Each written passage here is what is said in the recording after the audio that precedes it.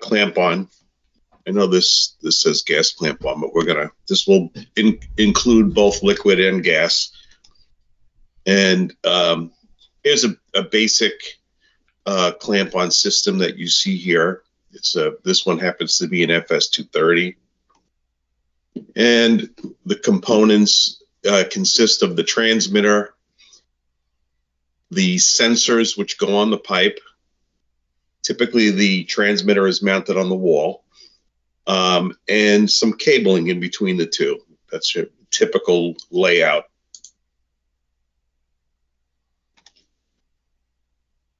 For some reason, this keeps popping up. Here we go. Yep. And some coupling compound to put these sensors on the pipe, because we need to get the energy out of the sensors into the pipe wall, into the fluid, whether that be liquid or gas.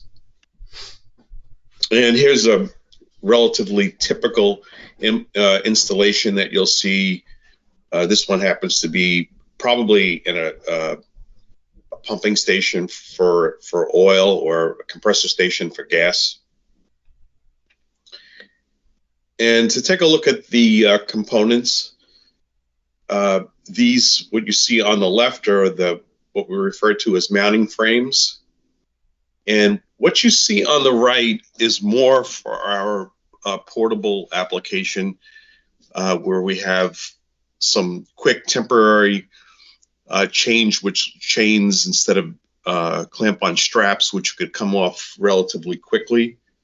So you could hop around from pipe to pipe and take a variety of measurements if need be.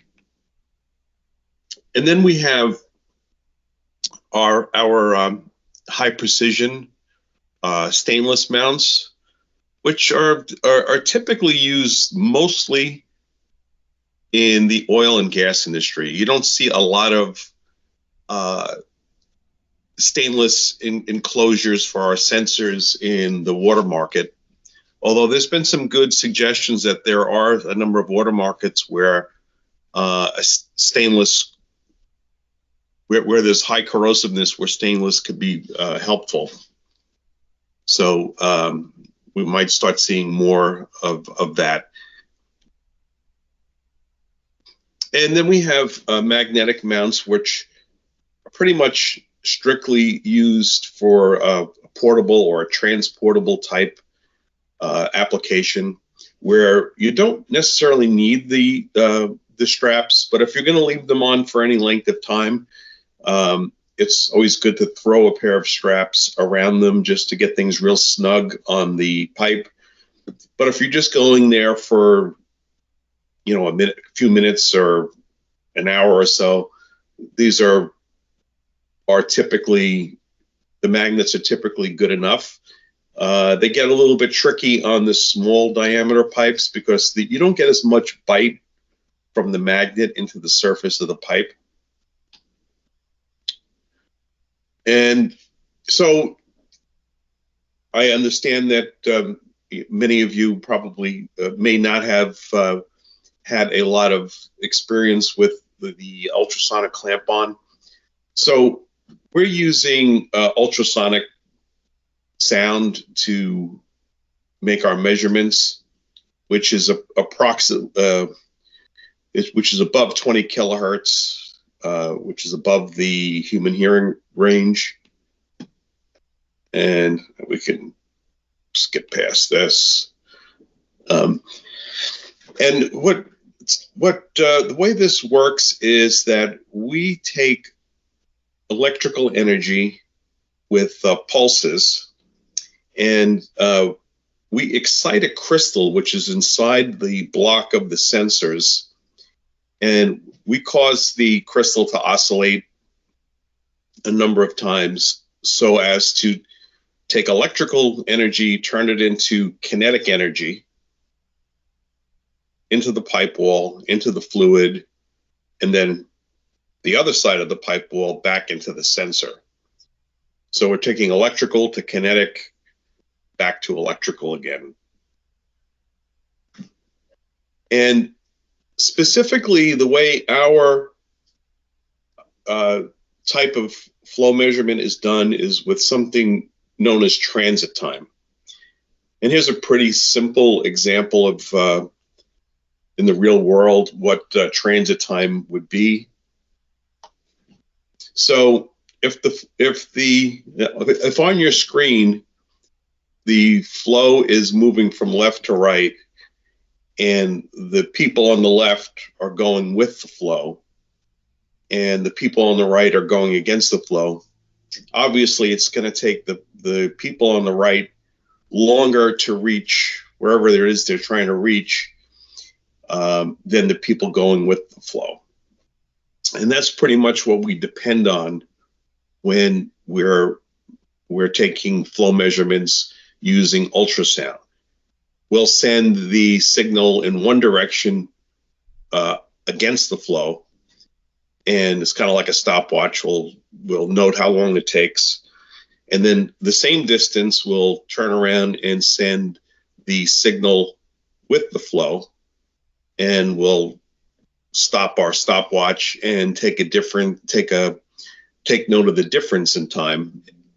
And we take that information along with the geometry of the pipe and the sound speed of the fluid, and then we can calculate what the volumetric flow is.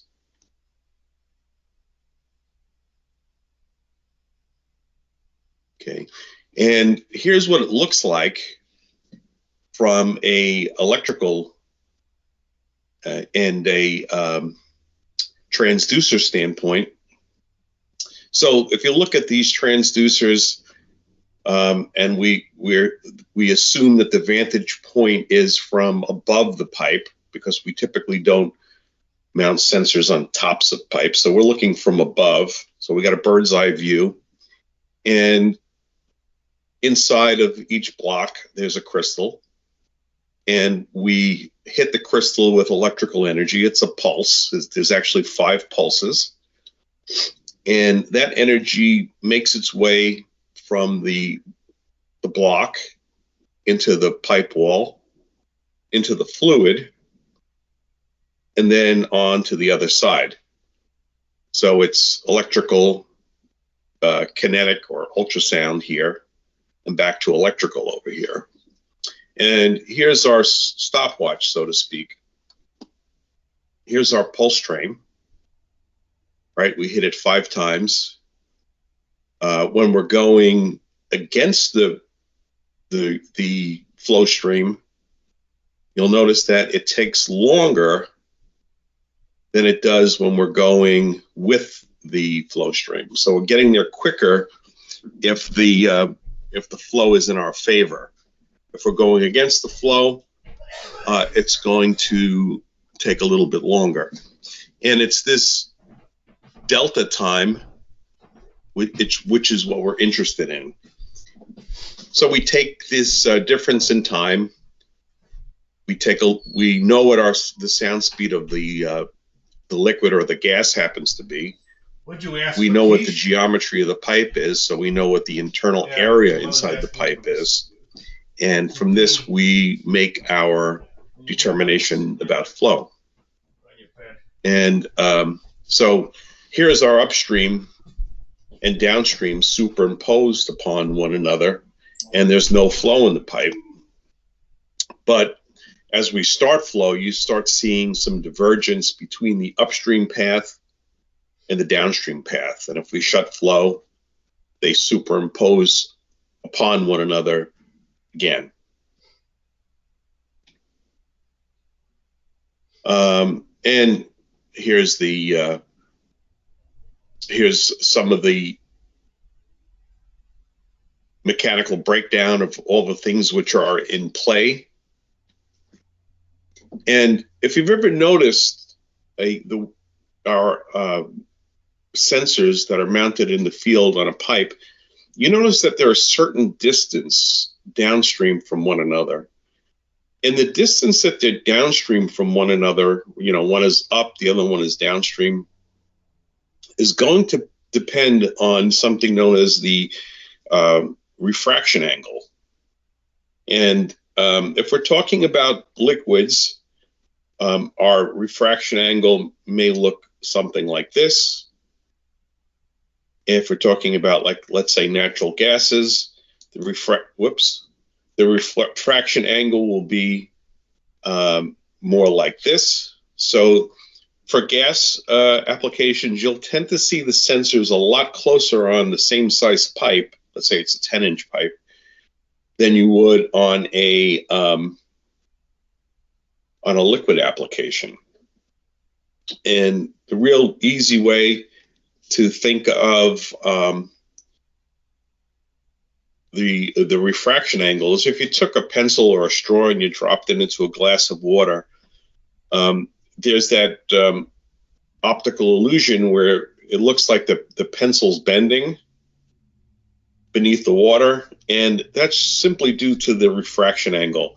So this phenomena exists not only visibly in the visible light spectrum, but also in ultrasound.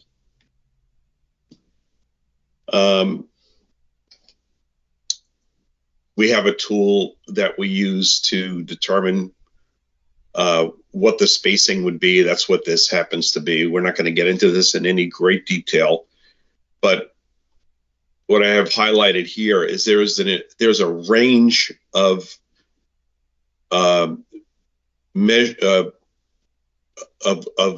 liquid sound speeds that we could still measure. So if for some reason we have some very slow sound speed liquids and some very high sound speed liquids, we can still measure within quite a range of this bending.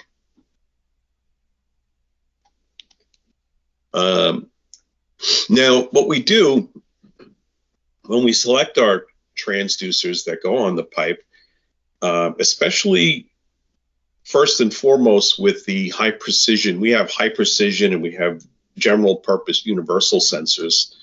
The high precision you will see more in the gas and hydrocarbon or oil market. In the water market, you might tend to see more universal sensors where we can accommodate a wide range of pipes with a small complement of sensors. But either way, what we try to do is match the frequency of the pipe wall, the thickness of the pipe wall to the frequency of the sensors that we put on the pipe. So when we go from thin wall to thick, we're going from higher frequencies to lower frequencies.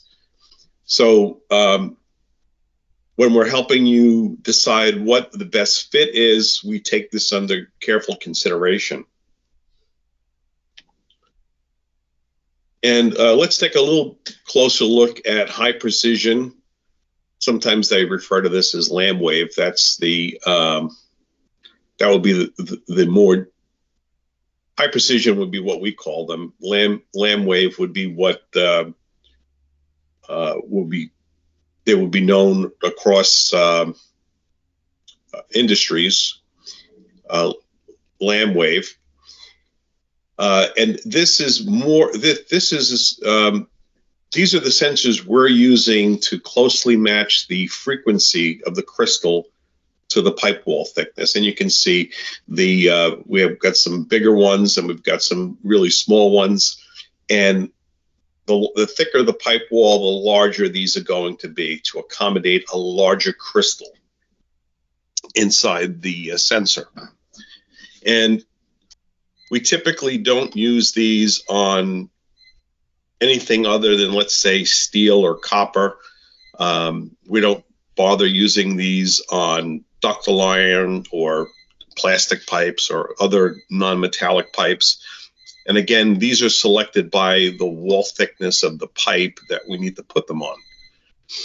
Now, what's good about the universal sensors is that, let's say you did have a portable and you don't know what pipes you're going to deal with out in the field. Well, with a a relatively small complement of transducers, you can cover a broad range of pipes. I know that this looks like a similar amount, but there's a lot. There's several D size sensors, several C size sensors, and so forth.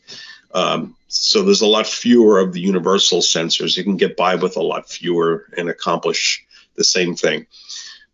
However, these are not going to have the same accuracy as these.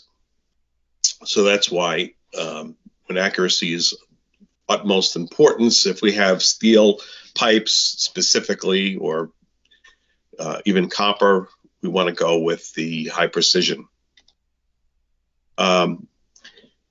They did some imaging of what a universal sensor or a shear mode sensor would look like in the pipe. And if you look, there's some scattering inside the pipe wall. So the sensor would be up here injecting the energy into the pipe. And what you see here in the pipe wall is an interference pattern.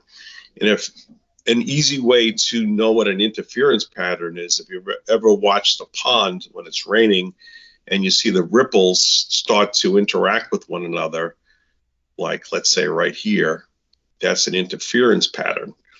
Same thing occurs when we use universal or shear mode sensors on a pipe. You get this interference pattern, and as a result, it's not as clean of a signal as you would get with the high precision.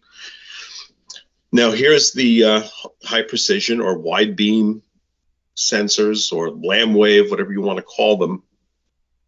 And I liken this to when you are pushing a child on a swing. When you're pushing a child on a swing, you're only pushing when the child is returned all the way back to you and is not going any further. You give it another push.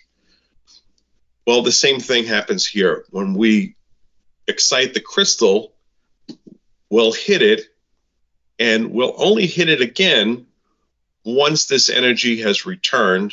And so therefore, we're reinforcing the energy into the pipe wall and into the fluid, and you end up with a much more coherent signal. The only drawback to this is that you have to have a larger complement of sensors, and this really only works if you're talking about steel or maybe copper pipes. It doesn't really work for plastic, so that's why we also have the universal sensors. And just to give you a look at how they differ on an oscilloscope, here's your high precision or lamb waves sensors. And even though we're hitting, in this scenario, we're hitting it 5 times the crystal with 5 pulses, and we're doing the same thing universal, look at the difference in how quickly we reach the peak amplitude. And whereas the shear wave or universal sensors, we take a lot longer to get there because our energy is not as well timed in terms of frequency, and the signal's kind of elongated. And because of that, the arrival time is a little bit more nebulous. You see right here, it's not quite so sharp. So right here, we have very good repeatability. We know exactly where the arrival time is. And remember, we go back to what we were saying before. It's a transit time meter, which means we have to know when the upstream sensor saw the signal and when the downstream sensor saw the signal, and we take the difference. Well, this is a lot more precise than this, hence the name high precision. This is just a chart that shows different transducers and frequencies associated with them, but we're not going to spend a lot of time on that. We have different temperature ranges based on beam angle, and we won't spend a lot of time on this either, but suffice it to say that when we're really trying to get as much accuracy as possible, we may opt to go with a different temperature code when we're talking about high precision, just to match the beam angle just a little bit better. And yeah, let's skip past this. We don't really need to get into this right now. So the two most common installation modes that you'll see in the field is direct and reflect. And what's the difference? Well, here we have direct on the left, and we'll call this transducer 1, we'll call this transducer 2. And this is how they talk to one another. T1 will send his signal across, will turn around, and then T2 will send, let me say that again. T1 will send the signal across, T2 will receive it. Now it's T2's turn. It'll send the signal back the other way, and we'll take a time difference. Just straight across. And again, this is a bird's eye view. We don't typically put our sensors on the tops and bottoms of the pipe. Reflect mount is essentially the same principle, but what we do is rely upon a bounce. So again, we excite the, we'll call this the upstream sensor, and we'll send the energy across. It'll bounce here over to the downstream sensor, and it'll receive the, it'll measure the time. Then we take turns. Now it's this T2's turn to send the signal across, and we note the time, and we do the delta time. Why even bother to do this? Well, suppose we're looking from the top here, and the flow's coming down the pipe, and it's perfectly straight, and the same thing, it's perfectly straight here.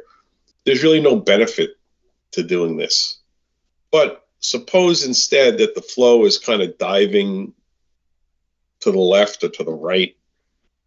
What'll happen is, in the reflect mount orientation, the meter has a better chance to averaging out that cross flow, where flow is diving away from, where the flow is diving away from one side of the pipe to the other, where the direct mount doesn't have as much a ability to detect that. It won't detect the cross flow, so there'll be more of an error. So that's the main difference between the direct mount versus the reflect mount. And by the way, what you're looking at here, this is a ductile iron pipe. So most likely these are going to be universals, and I can tell that they are. So these are not high precision sensors, because ductile iron is a very dead metal, and it doesn't really, what's the word? It doesn't really harmonize very well with the pipe. It doesn't resonate with, the transducers do not resonate well with the pipe wall. Whereas this is, if it was a steel pipe, these will probably be high precision. But not to say that high precision and universal can't be used with different mount modes. Basically, how you determine between direct and reflect. Well, one thing is if it's non-metallic, or if it's a ductile iron pipe where it's a very dead pipe material, you tend to lose a lot of energy on a bounce. That, you know, if you put it like this, you would lose a lot of energy. Steel pipes are very good at sending a nice bounce, a nice clear bounce over to the other sensor. So you would want to use reflect, and if you could get away with it. Plastic pipes, the same thing. You'd probably want to use direct instead of reflect. You lose a lot of energy on this side of the wall. So you're better off using direct for any plastics or iron type pipes. Any steel pipes where you have enough room, and even copper, you can use the reflect mount. And I probably got ahead of myself, but here it is explained. Choose direct, fiber reinforced plastics, FRPs, PVCs, glass, polyethylene. Good reasons to use direct. When should you use reflect? Well, the short answer is wherever possible, but mainly steel, nickel, brass, copper, titanium, those types of applications. And you need to have enough room. Sometimes you just don't have enough room. Remember, a lot of times clamp-ons are afterthoughts. So in other words, we're providing a measurement where they otherwise would be unable to make a measurement. So a lot of times we're in pits where there's really not that much room, and so on and so forth. Now, let's just talk about the mount modes a little bit more. So even though we put energy into the pipe wall, and much of it goes into the fluid and makes it to the other side, there is a fair amount of energy that remains within the pipe wall, especially if we're talking about steel or the other metallics mentioned in the previous slides. I've already explained when you would use direct. Let's take a look at the other mount modes. Here's reflect, what we call two traverses, where this first dotted line being the first traverse and the second dotted line being the second traverse.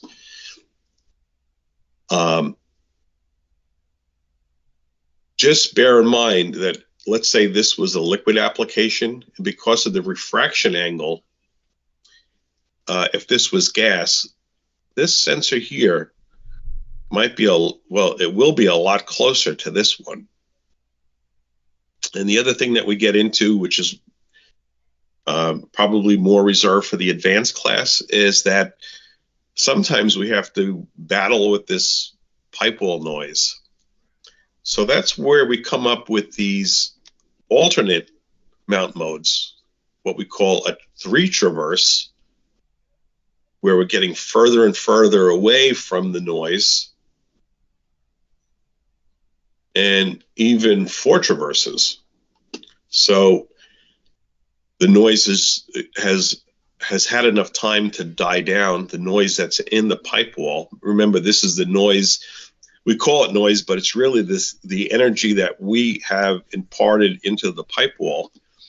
And by going further and further apart with these additional bounces, we quiet things down here quite a bit. And this sometimes is very useful when we have very low density fluids, like many gases, which are at low pressures. But again, that's more in the domain of the advanced class. Now, the other thing that we have, besides there being different mount modes, we can have multiple paths. If we have the FS220, which is the low cost meter, or the 290, which is the portable, we only have one path. That means we can only take one cross section of the flow measurement. However, if we have the FS230, we have the luxury, if we'd like, to cut through 2 cross sections of the flow, all the way up to 4 cross sections of the flow. So more slices of the pie to do better averaging. When is this necessary? When are these things necessary? Whenever accuracy is of the utmost importance, and you know that your flow profile isn't a perfect bullet-shaped flow profile, which in almost all instances that's the case, unless you've got miles of straight run of pipe. So accuracy and the piping configuration are important reasons why you would want to go with more paths, more cross sections, for better averaging. And this is a variation on that theme. This is a dual path. where we're using direct. So actually, kind of hard. Like one side would be the 3 o'clock side, the other side would be the 9 o'clock side. But the ones are one matched pair or one path. The twos are the other matched pair or the other path. And this is just showing you. This is from an oscilloscope. This is the transmit is out here. Our receive signals are over here. And this little bump that you see here is the signal coming across on the pipe wall. That's all I have to say about that for the time being. What do we have here? This is just more about the direct mount. Yeah, if we have the FS230, this is not true of the other meters. We can do live Reynolds compensation. Reynolds compensation has to do with the viscosity of the fluid and what type of correction factor we have to apply. It's more of an advanced topic, so we'll kind of skirt past this. And here's a little bit more on the same subject. Bottom is laminar flow. If you ever open a faucet real slow and you can almost see through the water, this is laminar flow. Then if you open it up full bore and it kind of looks whitish and opaque, this is turbulent. And then the transition is somewhere in between the two. But again, this is more of an advanced topic. But here's that example I was just talking about. Here's the laminar flow. You just open the faucet, and they call it laminar because these are the flow profile are in laminations. They're kind of like, if you look at a piece of plywood, that's laminations. And the different flow regions don't interfere with one another. And here we're in full turbulent. You see how the flow is all mixed up in there. And this coffee pot has seen better days. In the advanced, if you should attend that, John will be giving the advanced class. This just talks about our correction factor at the laminar range, at the turbulent range, and the transition region. The transition region, as he will probably go into great detail, is our enemy because we have a very steep curve here in this area for correction. And this, when our flows appear in this region, we have the potential for some pretty big errors. And this is not just our meter. This is pretty much any meter that would fight against this phenomena. Okay. So as far as choosing a location, I don't know how well you can make it out, but there's a pair of sensors here. And this is a lousy location. And I did not do this install, but I've done one similar to this. And believe it or not, you get fairly decent flow measurements and, pretty close to what the customers was expecting as far as flow rates. What makes this bad? Well, you've got either a pipe, the flow leaving here or entering here, and you've got all sorts of obstructions, and you've got things that are disturbing the flow profile quite a bit. And this is just not a very good location for those reasons. What we would like to see is long upstream runs. Presumably the flow is coming from this direction. If we're talking about liquid, we would like 10 diameters upstream and 5 downstream. If we're talking about gas, let's double that. You'd like at least 20 upstream and 10 downstream. And this just shows you what happens with the flow profile off of an obstruction. In this case, it's just a single elbow, but you see the flow profile isn't as nice. Here we're we're fully developed, so we're within quotes, we're in the turbulent region of the flow. So these are the things that we like to consider. Bear in mind that the meter has built into it, when you're going through the quick start, you can define what your upstream anomaly is, and for that matter, your downstream anomaly is. And you can tell the meter, is it a double elbow, in plane, out of plane? Is it a reducer? Is it expander? And you can tell at how many diameters the anomaly is away. And it's worked quite well in the past. And we've tested it at a flow lab, and it's been quite helpful in correcting this nastiness here. It will decide that it needs to do a correction factor internally, and when you set this up appropriately during the quick start, you'll be very pleasantly surprised by how well it works. This is just more imaging for the same thing. And more of the same thing. Now, as far as mount locations, I would say anywhere within this side region is okay. Typically, if it's a single path, in other words, a single cross-section measurement, will go on the 9 o'clock. If you've got a dual path, we tend to do 10 o'clock and 2 o'clock.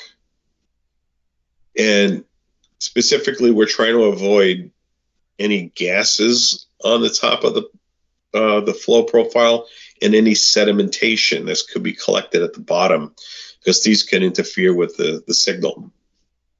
So you want to stay anywhere within these regions here when you're mounting.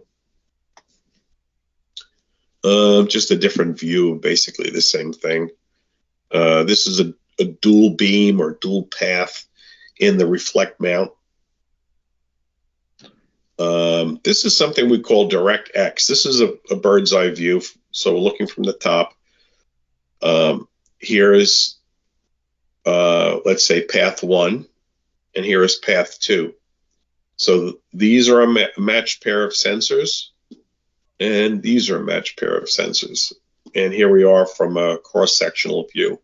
You can't see all 4 sensors, but they're there. And because what's good about this is that although you're mounted in direct, you still have the benefit of that cross flow phenomena that I was telling you about before. That if the flow is diving from left to right or from right to left, the effect will be canceled out, one path versus the other path. Let's keep going.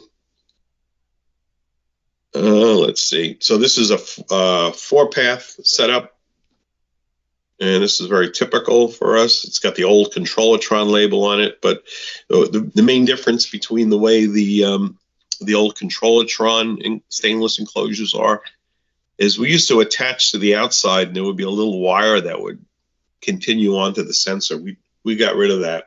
There's just a pass-through now because the little wire used to fail on us a lot.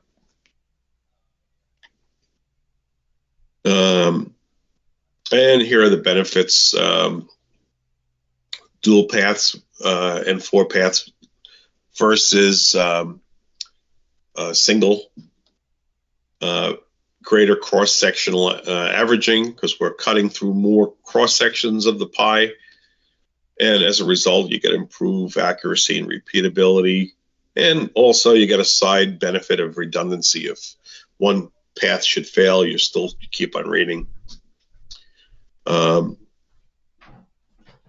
And wide beam, you always get a nice coherent looking signal. And here's that cross flow thing I was talking about. So when you're either in reflect or you're in direct X, we average out the cross flow effect. Yeah, I think we can get past this. What do we have here? Again, you want to choose, I think I made this for gas. If it's gas, it's 20 diameters up, 10 down. If it's liquid, it would be half that. You want to stay away from being downstream of pressure drops. Try to keep away from expanders, orifice plates, valves, etc., and any other intrusions. And this is more important with gas because gas is so light, and what you do is you have these real drastic changes in flow velocity surging. So they could be more of a problem with than liquid. Liquid, where we tend to be more forgiving. And then we have this disturbed flow, or they may have even changed what this is called now. I forgot. But we have this algorithm. You'll see it when you go through the wizard. And you'll go in there and you make a correction based on what your true piping looks like. Go with accurate dimensions. Take measurements of the pipe. Take measurements of the circumference. Take measurements of the pipe wall. Make sure you're putting in the best information when you're programming the meter. If you got flaky paint or rust or something, make sure that comes off. Make sure you're mounting on a smooth surface. Stay away from the tops and the bottoms of the pipe. Now, if the pipes happen to be vertical, it's always better to be where the flow is going upward. Sometimes when the flow is going downward, you get that vortex if you don't have enough pressure down at the bottom, and you could have like a little aerated pocket down near the center of the flow profile. So that's why if we do verticals, we like to stick with the upward. Stay away from seams or welds or any other weird anomalies that are on the pipe. Liners. Most liners are intimately bonded with the inside of the pipe, so it's not an issue. On occasion, we run into some weird liners that there's like a micro thin air gap in between the inner wall of the pipe material and the liner, and we can't pass the signal through that. This is just some specs that. Hey, Bob. Yes, go ahead. So like, what about like concrete lined? Yeah, concrete line. That's a good point. Concrete line is usually never a problem. I'm glad you spoke, because if more than one time I'm thinking, if no one can hear me and I'm just talking on and on, that would be no good. Concrete pipes, the only time I've run into this, and I have run into it, is if it just went in and it hasn't had enough time to saturate. The concrete is still harboring little pockets of air bubbles, and that can be a problem. So I remember talking to one of the partners, and I said, "Come back in a couple of weeks." And he says, "You sure?" And I said, "Yeah." And sure enough, he came back in a couple of weeks, and it was working. It wasn't working initially. All right, thank you. Yeah, you're welcome. So, yep. So here's our specs. You don't need me to dwell on this. We've got the specs are in the catalog sheets. I don't like this chart too much because this is for gases, and these are the minimum pressures because gases are such a low density. I prefer using our sizing tool, and I'll get into that in a little bit. Our sizing tool gives us a more realistic indication if our gas pressures are going to be sufficient. For liquids, pressure is never really an issue. People put it on the application data sheet when they want me to review something, but I just ignore it for liquids. If it's gas, I pay close attention because gases, depending on the gas composition, can have very different minimum pressure requirements. But again, this is more would be a topic for the advanced, and even more specifically to the advanced gas training. But if you are doing natural gas, we have a material called dampening material. This is not the one we sell, but it's every bit as good. This one happens to be Grace Ice and Water Shield is what it's called. And because of the low density of gas, we have to get some of the noise out of the pipe. Remember, we're injecting energy in the pipe and it's rattling around inside the pipe wall. So by putting this on the pipe in layers, depending on the frequency of the sensors, we can draw out some of that rogue energy that wants to compete with the signal that we're interested in. So that's an example of our dampening material on the pipe. Hey, Bob? Yes, go ahead. So on that dampening material, where the transducers are, do you cut the damping material off so that the transducers are not on the damping material? It depends. If it's real challenging, so what he's talking about is generally I'll put this on in one sheet or a couple of sheets, and then I'll put everything on it. And then if I still can't get a good signal, I may come back and cut like windows where the footprint of the sensor might be. And that depends on what my signal looks like. If my signal looks really lousy, I'll come back and cut windows in here. But I usually won't start that way. Unless maybe I know it's a real low pressure thing and it's gonna cause me fits, then maybe I'll start that way. Okay, good. Thank you, sir. You're welcome.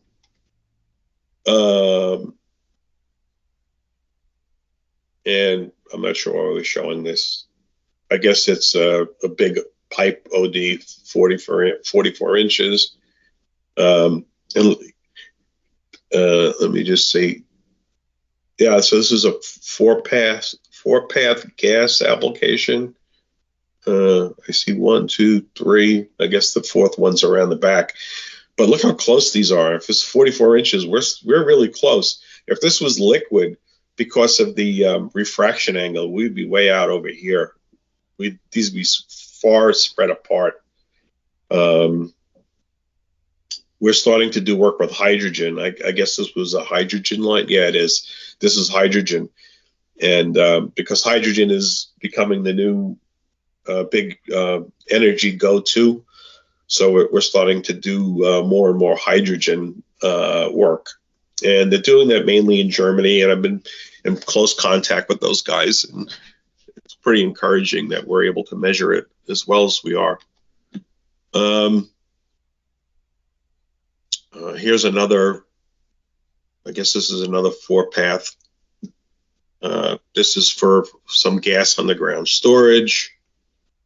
This is very common. People will put these down in a pit.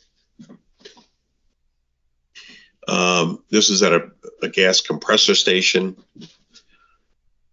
And this is bringing back some memories. I think I was on this one. At first, we couldn't get very good good operation out of this. To find out they had a real thick, like a 1/4 inch epoxy coating on this pipe.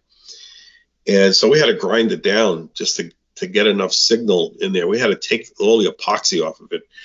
So typically we can mount right on top of paint, but because these things are buried, except in this area here, and they, it can be very dangerous if anything punctures the pipe or anything, it starts to rust. They really epoxy it very thoroughly. And like I said, it was like a 1/4 inch worth of epoxy. I just could not get the signal through here. And so it's very important that if that's the case, you'd have to grind down that epoxy. And then you run into liquid applications where you can't get a signal through, and lo and behold, it's full of something, mud. There was a picture we had a few years ago. I don't know what happened to it, but we would do cooling water for a nuclear power plant. And the guy that was out in the field, he couldn't get a signal through, and he says, "I'm telling you, your pipe is plugged." And when they finally took the pipe out, it was full of zebra mussels, and they just couldn't get the signal through the zebra mussels. So, I don't know what this is showing me. And hey, Bob. Yes. Real question. I mean, real quick. Yeah. Do you see any issues with like HDPE pipe or anything like that, for like out in the mines? HDPE, is that what you're saying? Yeah, I believe that's the kind of pipe they use. It's like a rubber pipe that.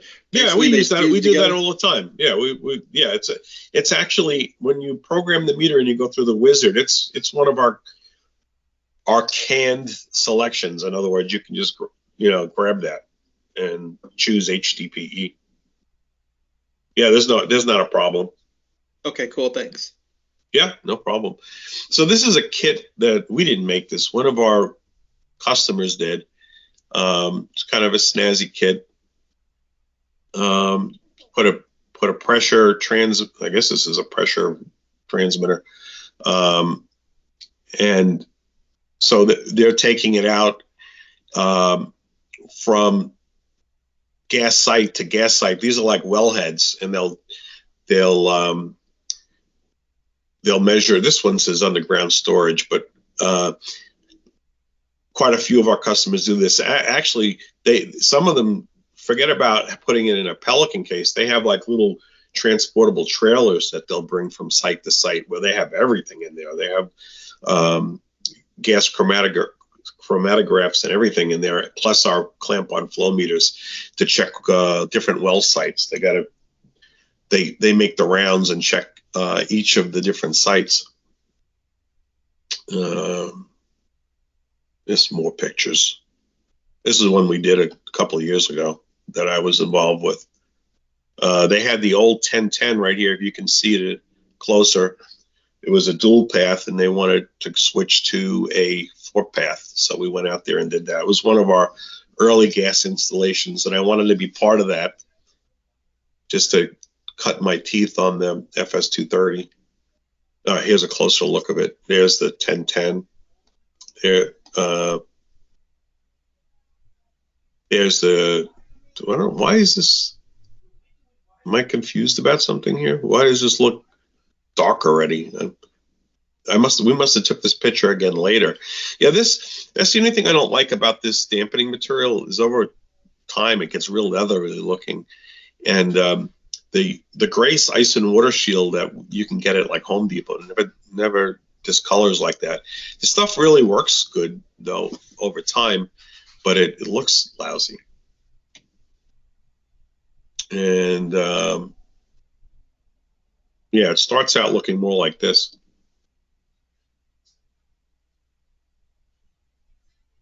This is an odorization application that we did. But I want to switch presentations here. Let me minimize this. Let me go back to let's take a look at hardware. How are we on time? We're 2 hours, right? Yeah, so okay, we have a whole hour, good. All right, so slideshow from beginning. And I don't have the FS220 or 290 in this picture, but I do have I do have the catalog sheets from those I could put up later. But here's the 230. This is the wall mount transmitter, where you can go directly from the transmitter to the sensors on the pipe. Or if you have a very distant location to the pipe, or anything more than a dual path, then you would need to go to what's known as the external DSL. The dual path meter has an internal DSL, and we just take it out of here and put it into this ruggedized enclosure. It's a small enclosure, where we can go great distances up to like 500 feet away and talk to the transducers that way. And it's good for noise immunity purposes. And this also comes in a standalone variant where you could just put this thing in the field by itself with the sensors, but then you have to program it with Modbus, and there's you have to power it locally near the pipe. We've only done one or two of those. I don't know a lot about it, so I'm not gonna speak about it because I don't know enough about the standalone. Now, aside from what I just mentioned, you have the industrial. So this is the industrial transmitter. This will take the place of this, but unlike the wall-mounted, which goes up to 2 paths, the industrial relies 100% of the time on the external DSL. It has no DSL. By the way, I'm saying DSL like you know what I'm talking about. DSL means digital sensor link. It's the link between the sensors and the transmitters. Digital sensor link. Sorry about that. Oh, it says it at the bottom here. So here you got the different scenarios. Here you got the 230 with the internal DSL. This could be in a Division 2 area. This is not Division 1 rated. But your cables, because they're hooked up to the barrier inside this, your sensors are in a Division 1 area.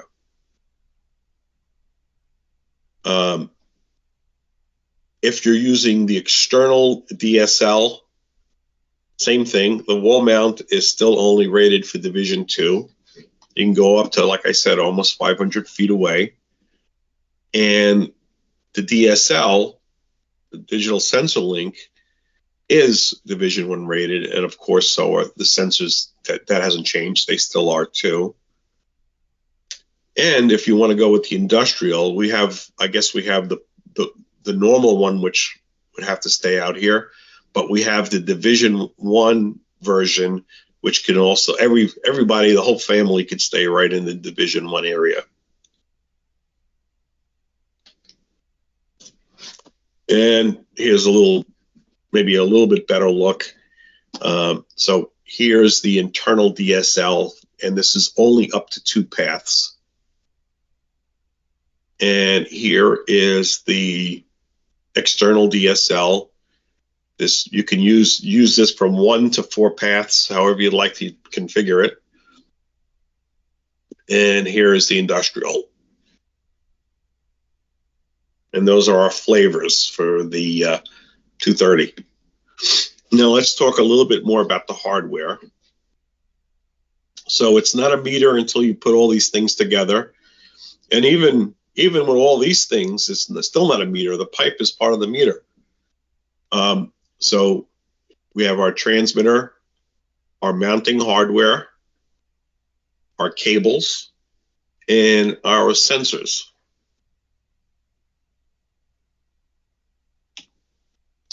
And so what do we have here? Okay, so here's the sensors. Talked about it a little bit before. Universals. These are meant to be used for a wide variety of pipe sizes and materials, for that matter. Pipe sizes and materials with a relatively small complement of sensors. A little bit less accuracy, but a lot more versatile. If you got to go to a lot of different places and do demos, you're really better off carrying around a bunch of universals, because these guys, the high precision, are tuned very specifically to various pipe wall ranges. So these are for our high precision applications, and only basically when you're using the pipe materials I mentioned earlier, including steel and copper. And both of these are good up into 250 degrees Fahrenheit. But if you need to go higher than 250 degrees Fahrenheit, then you need to get into the high temperature range. And those are what we call the 991. Whoops. Oh, I must have the timer on this thing. These are the 991 sensors. So the 991 sensors can go up to 450 degrees F. Here's how they look when they're mounted in mounting frames. This is no frame at all. Oh no, I'm sorry. It says no frames. Oh yeah, these are no frames. These are just portable universal sensors. The nice thing about the frames is that you can put all this hardware in the pipe without the weight of the sensors, and then just slide these in when you're done. You have to use the grease, of course. High precision mounts come in two flavors. You've got the two-piece one, and you've got the single enclosure. The two-piece is meant to, each one of these enclosures is for one sensor. And this is important if you've got larger pipes and these have to be further away. But if you have smaller pipes where the sensors are going to be real close, then you can get away with a single enclosure, and they both can fit in here. Then you've got the magnetic mounts, which are good for going out and spot checking. You have to have ferrous metal pipes for this to work. And then you got the tracks, which are for the smaller size pipes, size A and size B. Power supply connections, they're in here. There's a terminal. And by the way, you've got, even though it says live and neutral and live and neutral, both these lives are the same electrical connection. Both these neutrals are the same electrical connection.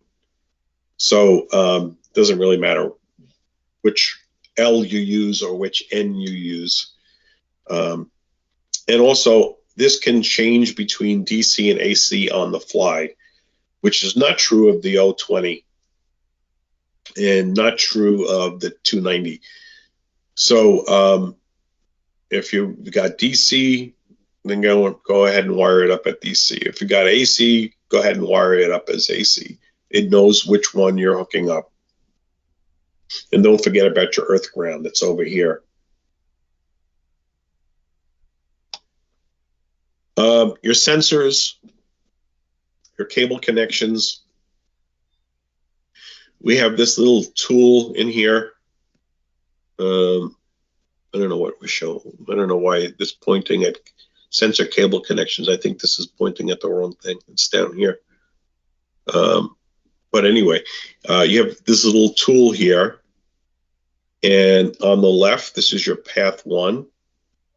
I think the one closest to you is the upstream. The one in the back is your downstream. This would be your path 2, and the same thing is true. Up closest to you is up, further away is down. And you take this little tool out and you screw this in. Now, what I do when I travel is I keep these little screw-on connectors that I attach to the threads of the cable, and then I just push it in, and I tighten down the gland on the outside, and it doesn't go anywhere. So I don't have to use this tool.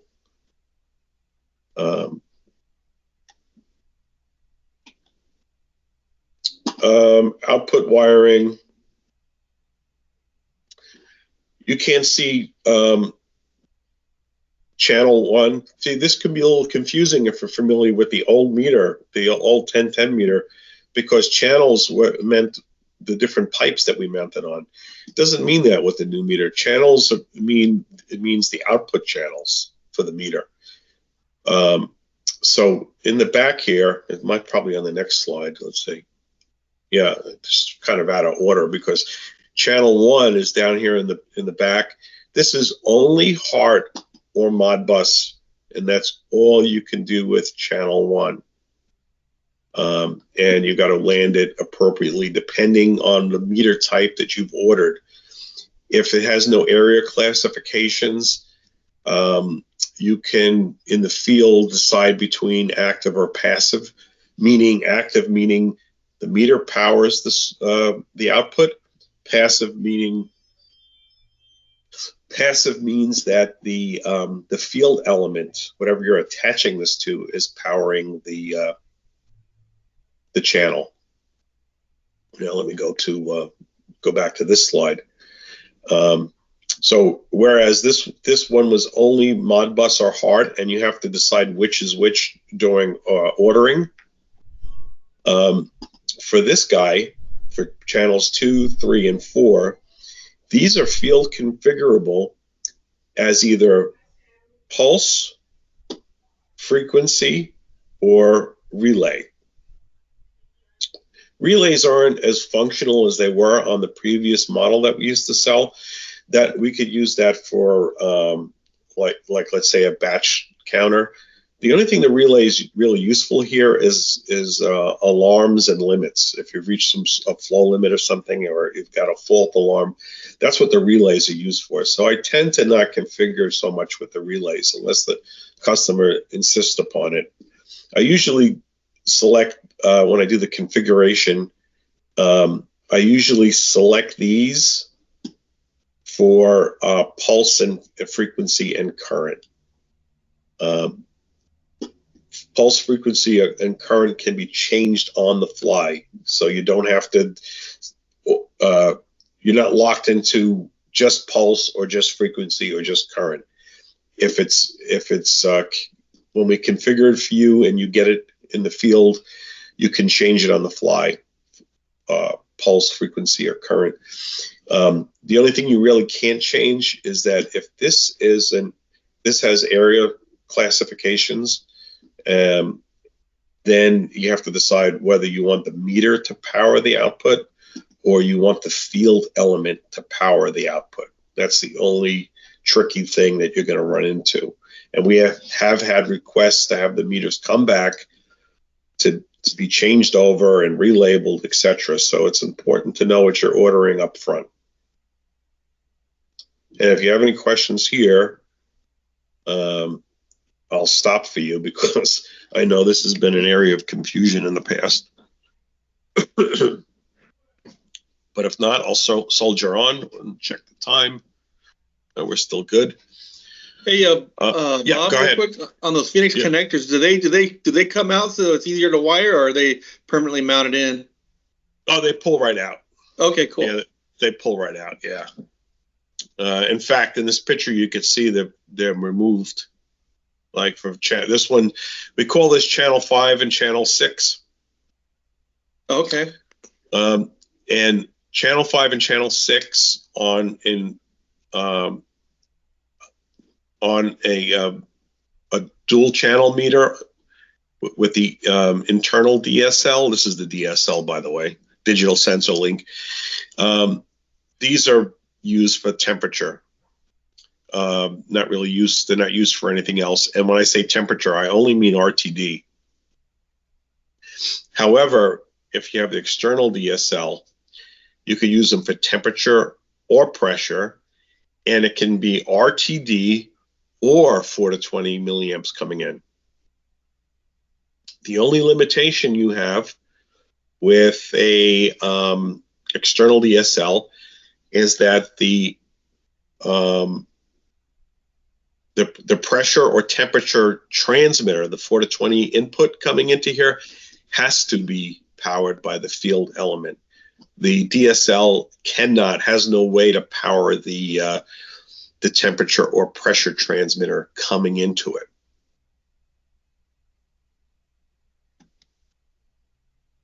Okay.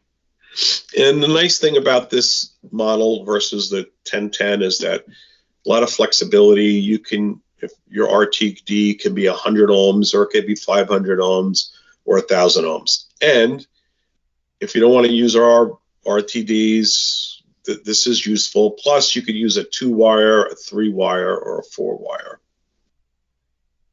And here's where you land everything. By the way, up here, this is the sensor link cable. This is the cable that goes out to this and can go as long as 500 foot, so that your wall transmitter doesn't have to be real close to your pipe.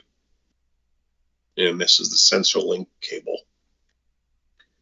And here is just, people always screw this up, but one side is your upstream side, and you flip the DSL around. The other side is your downstream side. So A is up, B is down, and then the 1 and the 1 are a matched pair. The 2 and the 2 are a matched pair. The 3 and the 3 are a matched pair, and 4 and 4 are a matched pair. Here in the U.S., we don't use this. This is an M20 to M12 plug, and this is for you notice that this picture, it's missing the DSL in here because this is for an external DSL system. And here in the US, we just put we just have this mounting terminal. We don't have this little pigtail wire, because in Europe, what they do is they use this SSL cable up to 500 foot with these ends on them. The reason why we don't do this in the US is because here in the US, we like to use conduit, and you would never be able to thread this through the conduit. So we just give you the wire without any ends on it, and then you put it in through glands here, and then you just wire it directly on this side, and you wire it directly on this side.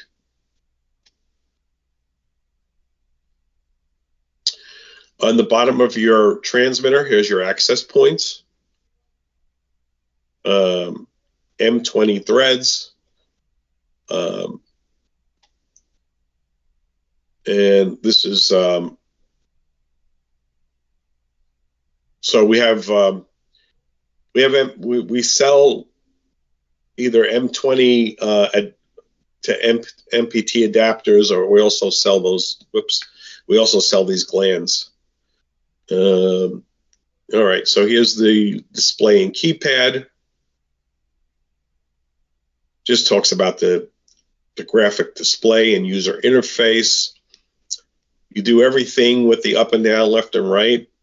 I used to curse these things when we first got it because they're very sensitive, but now for some reason it's built into muscle memory now. I used to make this thing skid all over the place. Now I never seem to have a problem to navigate, but at first you're not going to like this if you haven't used it before, but you'll get used to it. There's your different views. So when you can set the views up however you like them and then you can look at them with your up or down arrows. Yeah, so it's very selectable.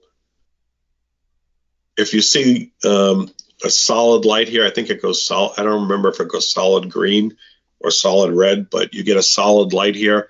You got to wait for it, otherwise it's still thinking. And if you keep hitting the keys, then your commands are going to stack up, and then it's going to skip through a bunch of screens when you don't want it to.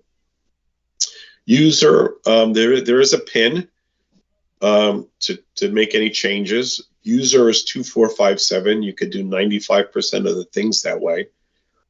But there was also an expert called 2834. I don't know if you see the area down here in the bottom right. On all my meters, I've changed them all to 9999 because I don't like to fiddle around with so many different numbers. And on the inside, let's just get familiar with what's here. This is your USB service port. You'll use this when you need to connect with the utility, the FS220 utility, where you can look at signal graphs and diagnostics, or you can use this for PDM. It's very handy. It's the old style Android type plug. I think they call that a mini USB mini. And over here is where the display plugs in. The door's off, so there's nothing plugged into it.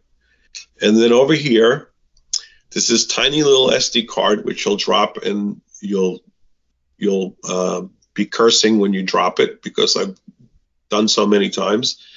But there's a little SD card here, which you can save all your programming. And there's a bunch of things that auto save on here that are useful for diagnostics. And you can load this SD card up with new firmware to update the system. This module, they plug in, all these modules plug in vertically down to a base motherboard. This is the transmitter module. So this is. Hey, Bob. Yes.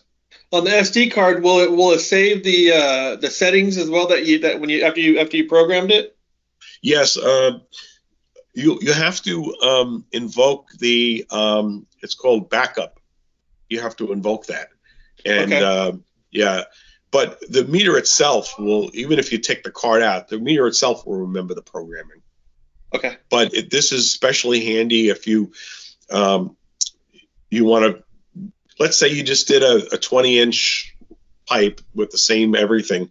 You can take this SD card out and go from meter to meter to meter and just upload. You can just upload. That's neat. So it's real neat. It's a real handy thing. By the way, it's this little ribbon here is where the display ribbon jack is, and this little port for your communications also plugs into this card. So it's more than one occasion I've run into, hey, this isn't communicating. What's going on? And I'll say, well, see if it got loose in transit. Sometimes you have to unplug it and plug it back in. But I noticed it hasn't been happening as much lately, so maybe they're doing something differently in the factory. But yeah, these cables, these interfaces both plug into this transmit cassette. This cassette in the middle is optional. This is only for channels 2, 3, and 4 inputs and outputs. And you can always order the meter without this cassette, because at the very minimum, without adding any additional costs, it will come with HART, which is channel 1, which you can't see in this picture. That's behind the middle channel here. This cassette over here is called the barrier cassette. This is what separates the electronics from the transmitter to the DSL, the digital sensor link. So a lot of times not a lot of times, but on a couple of times there's been a lightning strike. There's some big components, big fusible resistors in here, which will open up to protect the rest of the meter. And vice versa. If anything goes wrong in here, we're not sending a power surge out into a classified area. So it keeps everybody safe on both ends. It keeps the lightning from destroying the meter, and it keeps the meter from causing a spark at the in the classified area. So this is the barrier cassette. And here's the digital sensor link out. And here's your path 1, path 2, channels 5 and channel 6. Here's what the transmitter cassette looks like out of it. Like I mentioned in the previous slide, it has the USB connection port. It has the HMI, which is the little display port. And it also controls the channel 1, which is the HART or Modbus. Every meter that you order has to have a transmitter cassette, but it does not have to have a I/O cassette. And here's the I/O cassette. And that's only for channels 2, 3, and 4. It does nothing else. This comes pre-configured from the factory for its functionality. So these channels can be in parentheses, frequency pulse 4 to 20, or they can be relay, depending on how you configure it. When they're current frequency pulse, then you can toggle in the field as you see fit. And here's the barrier, and here's those big heavy resistors I was telling you about. These things will open up. It protects the rest of the meter, and it's bidirectional. It'll also protect the outgoing end of things too. And if you ever have a situation where it's the meter's stuck on the screen where it says trying to connect to the sensor, check and make sure that this one didn't come loose. I've run into that on occasion. If this thing comes loose, it doesn't have to be loose by much. While you're trying to boot up the meter, it's just stuck on the screen that says trying to connect with the sensor. And here's our display. And in the beginning, I used to think this was a dumb display, but come to find out that when you do a firmware update, you're also updating firmware on this little display. So, which is a cautionary tale. If you're going to swap these between meters, make sure that they're running the same firmware, because certain things won't work if you're running two different firmware versions. So these are not necessarily field swappable unless you're running the same firmware version on both meters. And you can change positions how you see fit. I've never really seen anybody have to do it on the wall mount. Maybe they would have to do it on the industrial, but not so much on the wall mount. So you could, in other words, you could turn this to different orientations. Power supply. It's also it's buried, but it's also something that you can easily unplug. And there is a fuse here, and I have seen this fuse go out on occasion, and I don't remember what the occasion was. But these fuses on the bottom, as you see, they're soldered in, and these are the fuses that are for your hot and your neutral. So if you take a big power spike, these things can open up. This guy, I believe, is just for the outputs. Then there's some. Let me just check the time. Okay, we got time. This is the back plane. This is what the cassettes and the power supply plugs into. This is what the cassettes nestle into, and this is what captures them from the top, and also holds the display. Just another picture of the external DSL. Here's an industrial enclosure, what it looks like. Here's our sensors again. Yep, we've covered this before. So they come in different sizes. A through D, if we're talking about high precision, or A through E, if we're talking about universal. Now, as far as, well, here's a side by side. Here's what a high precision looks like next to a universal. So even though they both have a C2 classification, there's quite a bit of difference. This is a much lower frequency block than this one is, and thus the bigger size. Different lengths. And over here, you can read the label. This is how you would know whether you're talking about a high precision versus a universal. And this is how you know what size it is.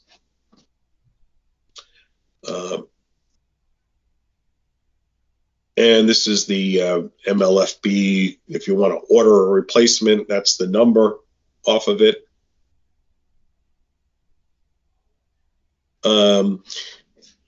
Clamp on RTDs, you're going to see really in three situations. when the customer is using energy, which we really don't have an energy meter anymore, but we have an FS220, which these can be used with for determining what the temperature of the fluid leaving the building is and then returning in terms of a chilling and heating plant. Not using this much anymore. We are working on a energy meter where I think this will become in more use for energy, but mostly you're going to see these being used in the gas industry or in the hydrocarbon industry, where we need to do standard volume compensation and live Reynolds number compensation. This is the non-submersible variant where it has a BNC type connector. This one has a wired internally with a waterproof junction box. So this what I use exclusively when I sell to the oil and gas industry is the this type of an RTD. This we don't. There's really not that many instances where we use this anymore. Actually, it goes on with this make a strap kit, and you assemble it. I have some videos on how to do this. If you've seen, I have a channel, and so John Accardo also has a channel on how to do a bunch of things. And one of my videos shows how to put this together and put it on the pipe. This is our utility tool. It used to be called Cyware, but now we have something called the FS200 tool as well. And I think I want to, do I want to skip past all this? This is just sizing stuff. Yeah, this is just sizing stuff. We make a standalone thickness gauge. This is specifically important when you want to make sure that the information you're putting into the programming is correct. And it's always advisable to take a wall thickness measurement. Make sure you're using the correct sensors for the application. And I think that's the end of this. Now, what I'd like to show you, I could take a breather for some questions if you have any. Otherwise, I have something new that we have set up, this virtual environment that I'd like to share with you. Does anybody have any questions before I launch into that? Oh, by the way, here's you can just download this. This is the specs for the FS220. It's the catalog sheet. You can find that on PIA, and here's the 290. And let's see if we go to this thing. Now, I believe all of you in the channel we have shared with you this new tool that we have. I think it's kind of neat. It has some problems with it, I've noticed, but that's okay. They just make interesting talking points. And you have these, I didn't know this until today when I was talking to John, that you have these different levels of difficulty for performing this exercise. But I like just using the preview mode, and it's pretty cool. You may think it's, I've been logged out. Great. Okay, let me see if I can log back in as painlessly as possible. Do I still have that thing open? Oh, great, I don't. Let me find it. Give me a second here. I just have to look up the word virtual. And somewhere,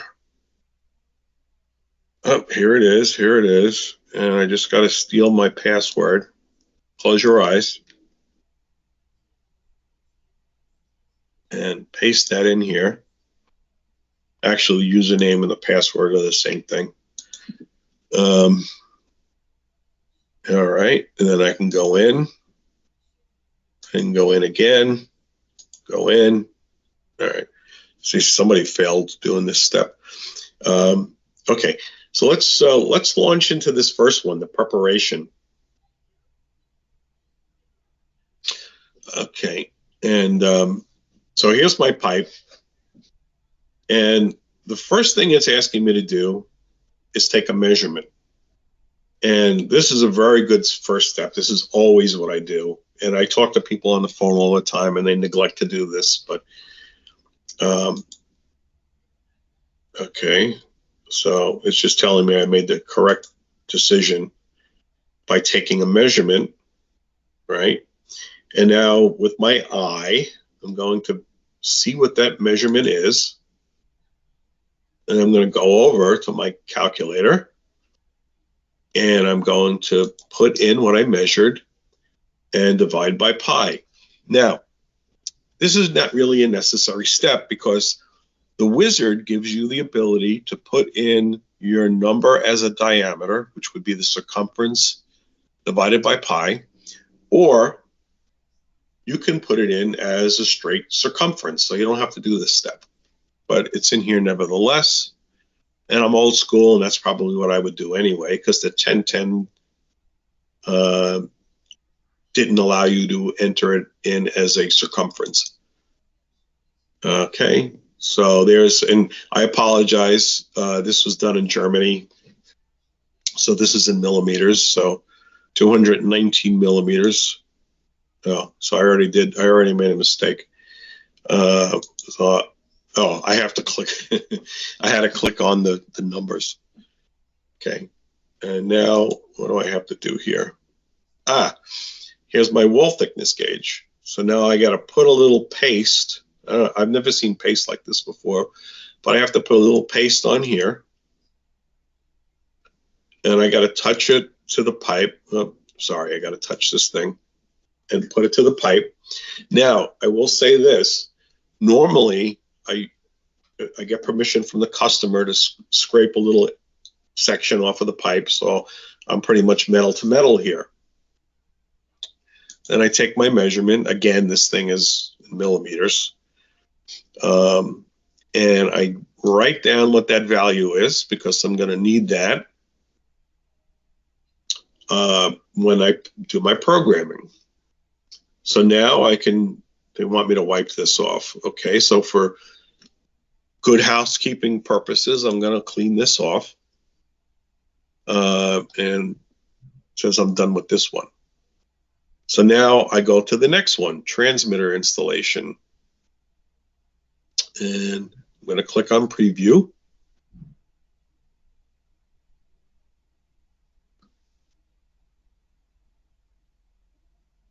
And it wants me to do something. So let me click on this. And it gives me some sort of disclaimer here, which I'm not going to read. I'm going to find my spot on the wall. And it's going to want me to open up the door. So I'm going to use my hex tool for that. I'm going to grab a hold of the door, open it up. And I'm going to use my tool to screw in the bolts so I can bolt this thing to the wall. Now I'm ready to hook up power. So I've got to loosen this screw. And another little disclaimer, a little warning here. I guess I have to hit the check mark. It's telling me not to electrocute myself. So now I can take this off. Now, there's a mistake here in this virtual tool. The first step is they should put a gland on here or an NPT adapter or something. But they want me to click on this. And it kind of looks like when they do this, it kind of looks like it's terminated already, but it's not. And what they want me to do is they want me to land the ground. So that's the first thing that they want me to do. They want me to be safe. So I'm going to open this up and I'm going to grab the wire and I'm going to land the ground. Now I'm going to tighten it back down. And I'll pull out my plug. To answer your question before, these plugs all pop out like this. And I'm going to grab the wire, put it in. And like I said, live and neutral, it doesn't matter if you use this pair or this pair. Any pair, as long as you get the live on the live and the neutral on the neutral, that's good enough. Screw it down, screw it down. Okay, now I can plug it in. Now all of a sudden this thing appears. Oh, I guess it was just out of view all along. That's probably what it was. So now I can tighten this down. And this is an M20, just to reiterate what I told you before. I can put this back, tighten it up, and I'm done with the power. All right, now I'm ready to program it. So I can hit the right arrow. That's how I get things going. Right arrow, okay. Hit the right arrow again. It's telling me my password, I guess this is supposed to be password, is for user is 2457, which is good for 90-something% of the time. Expert is 2834. Go to the right. Oops, I guess I have to hit the check mark. Now I could hit the right. I'm going to put in my password, 2457, okay.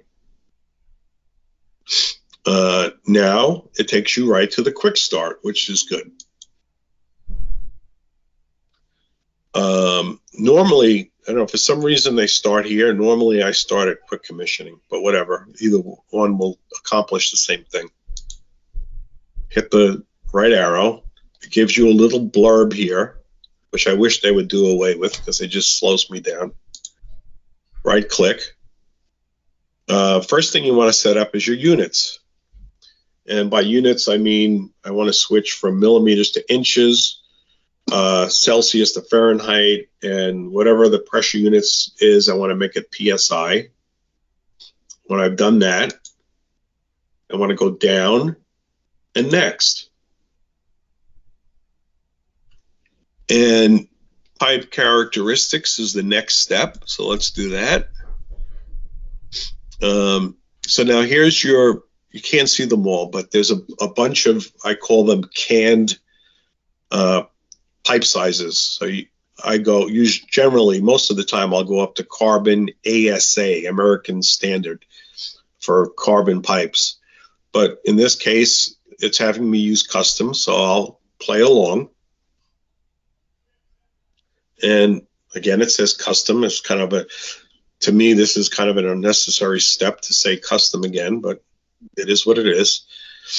So here's what I was saying before. If you just took the circumference, you could just put it in under circumference. But I'm going to go to, I have no choice. I'm going to go in under outer pipe diameter. And I got to put in what my true outer pipe diameter is. And in this example, I guess it's 219.1.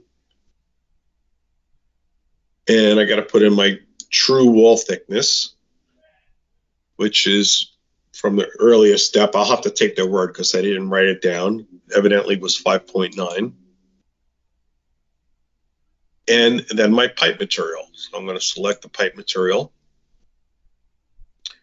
Then my outer pipe diameter and wall thickness are going to be summarized on this page. Then I just go next. So it gives you one last chance to look at it.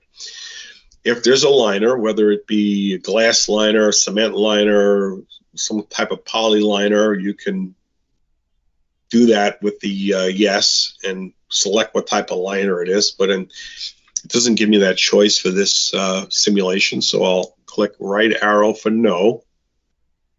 Now, here's the inlet and outlet conditions. I couldn't think of the word before when we were talking about disturbed flows. This is where I could say how far upstream is my anomaly and what the anomaly happens to be. It would be nice if they kind of took you through this, but they don't. So you can do that for both the upstream condition and the downstream condition. So remember that. You do have that ability on a real meter. So now I can just hit the right arrow. And now I come to the sensor selection. And in the previous slides, I showed you where on the label you determine which sensors you have. By the way, the reason why you have FS220 in some instances and then 1011 in the other instances is because 1011 was our legacy name for the high precision sensors, and the liquid sensor block dimensions were different than the current high precision sensors. So that's more of an advanced subject, but let's just, whoops, I did something wrong. Am I supposed to click on this? Yeah, I'm supposed to click on that. Okay. Now I remember these steps are tedious. I got to click on this, and it probably should have me write down all these steps at once, but it doesn't. It has me note that I have a high precision. Then it has me go back and select the high precision. But now I got to go back to this and note what my size is. And I got to click on it to make note of it. And then I got to select it here. And there it is, C2H. Right arrow. And now the same thing with the temperature class. Remember, we have different temperature classes for only for high precision, which have slightly different beam angles for greater precision. So I'm supposed to click on this now, go back again for the third time, and look at my temperature class of my sensors. Click on that. Now hit the down arrow. I could put my cable length in if I wanted to. I have to admit, I usually leave this at 0 because on the old meter, we never had cable length, but it will make a minute difference in terms of accuracy if you put in the cable length. Now I can hit the right arrow. Oh, here we go, putting in the cable length. 6 meters, okay, good, next. Okay, now we get to medium characteristics, and by medium they mean is this gas or is it liquid? So if it's a 230 liquid meter, you'll have all liquid selections. If it's a 230 gas meter, you'll only have gas selections. So I'm going to select my my water at 20 degrees C. And by the way, if you know of a different estimated sound velocity for your liquid, you can change it here. Otherwise, you could just go down, put in the medium temperature range. You could also change your viscosity and density here if you wanted to, but typically we leave that. And if it's a hydrocarbon meter, we'll go ahead and change that in the liquid table. And then it finally brings us to the configure measurement path. So I hit the right arrow for that. And in this case, I think we only have a single path. So that's what we'll select.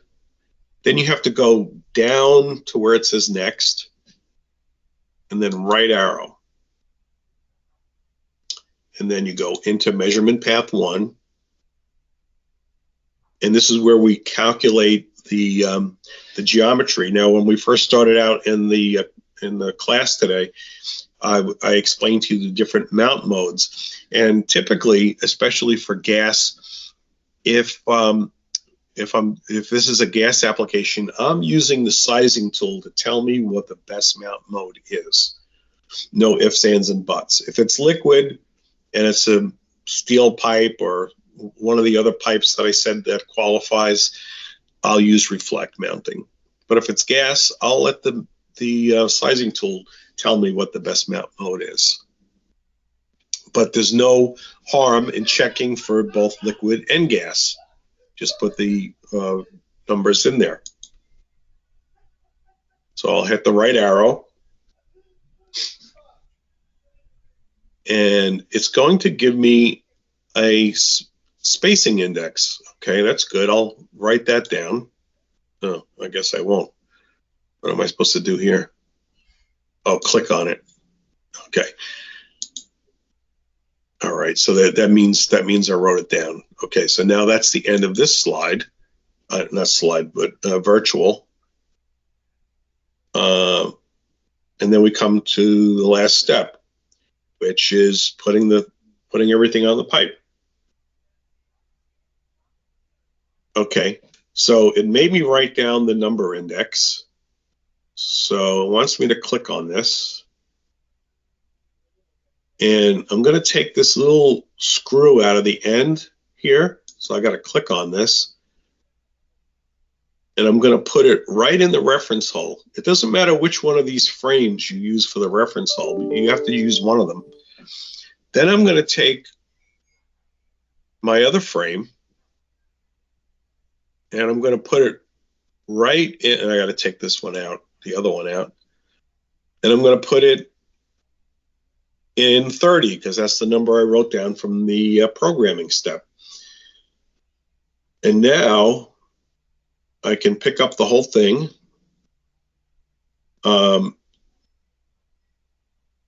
Provided we've decided this is the best spot. I don't know what it wants me to do here, so I'll click on it. Oh, it's telling you what the optimal mounting position is. Well, if it's a dual path, you want to do the 10 and 2. Typically, if it's a single path, we'll just do the horizontal, which is the 9 o'clock position. But okay. What am I? Oh, I got to check down here. Okay. Now, what's nice about this, you notice I don't have the sensors. I'm not dealing with the weight of the sensors, so I can get this on here really good. I want to make sure it's parallel with the pipe, and I want to tighten down put on my mounting straps and tighten it down.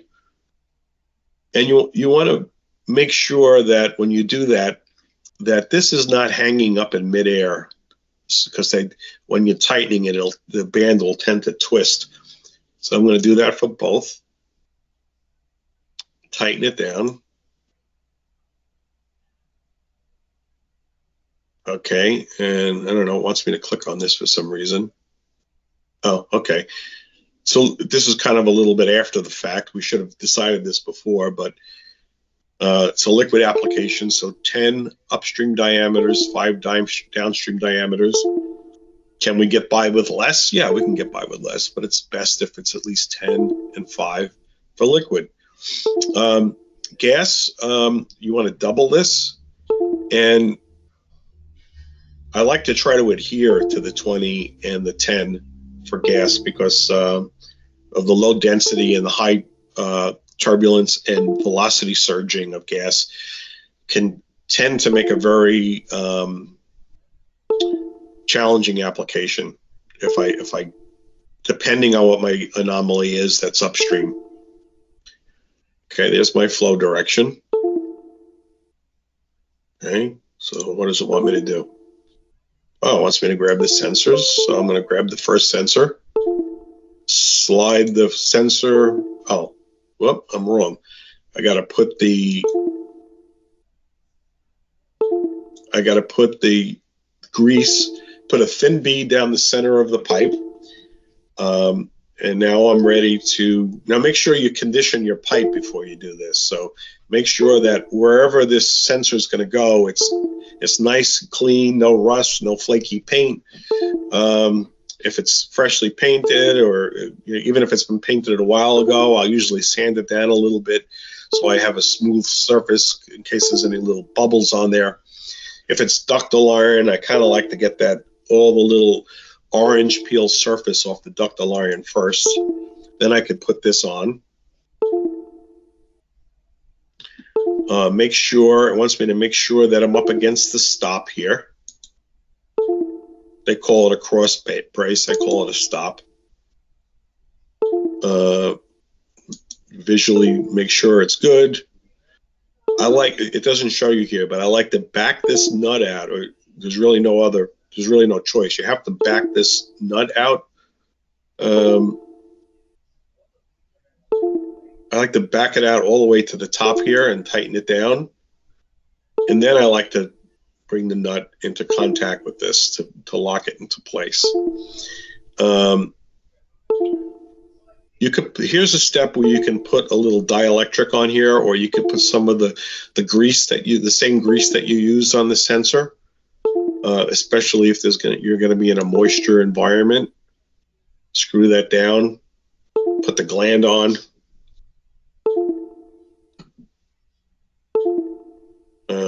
Now we can grab the next one and do the same steps.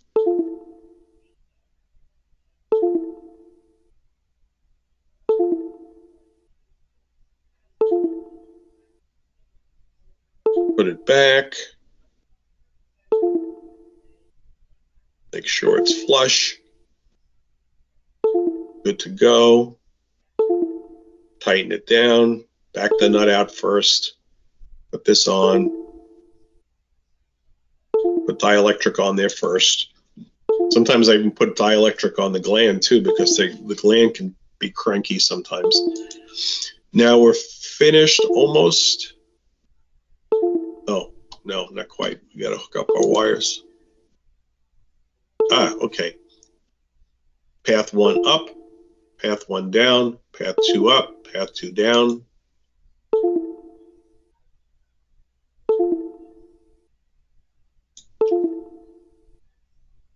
Grab the tool.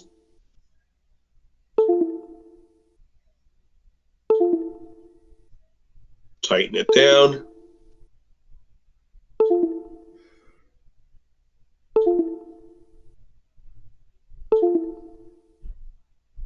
Tighten this guy down. Ready for up. Grab the tool again. You see, I put it away too quick.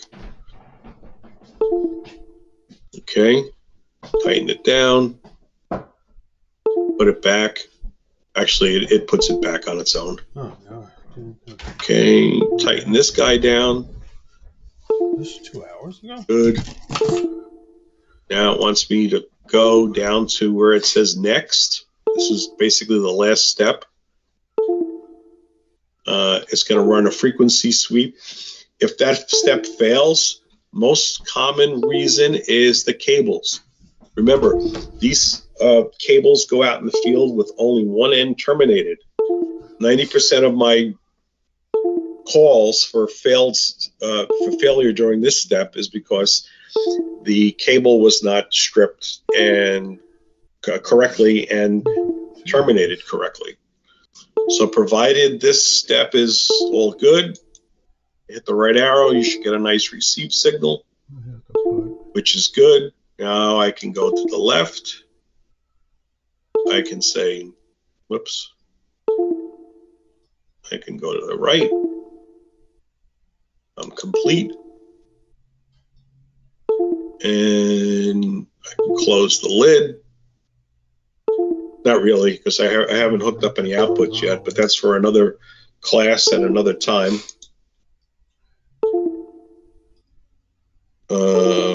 What does it want now? Oh, that's what I wanted to put. Oh, it's just showing me what a great job I did, and I'm done. Let's open it up for questions. There's 5 minutes left, so I'm sure you have. After hearing me talk for so long, you probably have some questions, or comments, or complaints. Complaints are always welcome. I like to commiserate.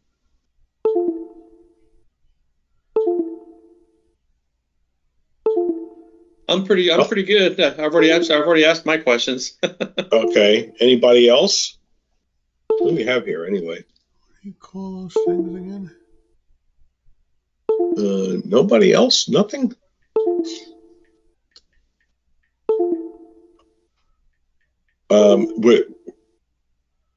Are any of you in here scheduled to do the advanced training? You can just, I didn't get the invite. Oh, you didn't get the invite? Oh my goodness. I don't know how that how they go about that.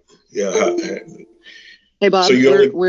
hey Bob, for the advanced training, we're still working on that right now. So oh, okay. Yeah, just a heads up for right now. I see. Okay. Any is something in the chat? Let me look at the chat. Oh, okay. Somebody's mic isn't working. Did you have a question, Aaron? A customer that wants to do verifications and needs a portable meter. Yep, go ahead.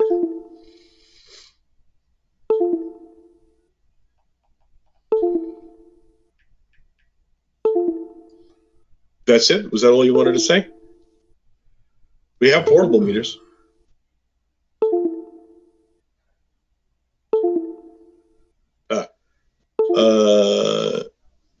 Do you have a recommendation for a portable that can do all kinds of pipes? Yeah, the 290 can do pretty much any pipe that's out there. There's some exceptions, like we've had situations where concrete with reinforced rebar on them, we don't do too well with that. But pretty much any pipe we can measure. It's only going to be liquids, and you just have to remember our 290 has no area classification, so you just have to be cognizant of that. Hey Bob, can you clarify direct mount versus a reflect mount on a plastic pipe? I thought I remember during some training getting some feedback that a lot of times a reflect mount will work with plastic pipes. Yeah, it'll work. The reason why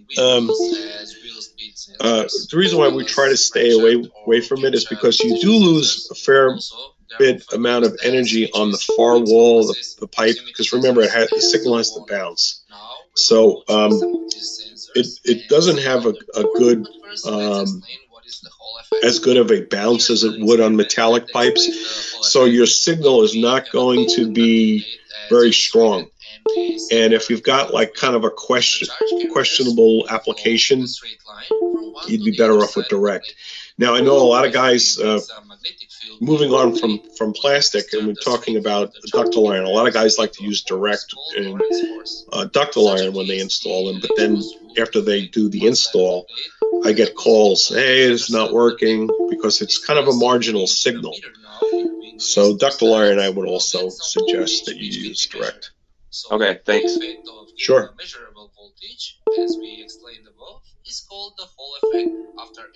Well, it looks like we're at 4 o'clock now. Good refresher, Bob. Thanks. Okay, yeah, you're welcome anytime. Glad you attended. I appreciate it. Thank you. Have a wonderful weekend. Okay, thank you. You do the same. There are two types of Hall effect sensors. Okay, bye-bye. Appreciate it. Thanks. You're welcome. Bye-bye. The analog sensor is composed of a voltage regulator, a Hall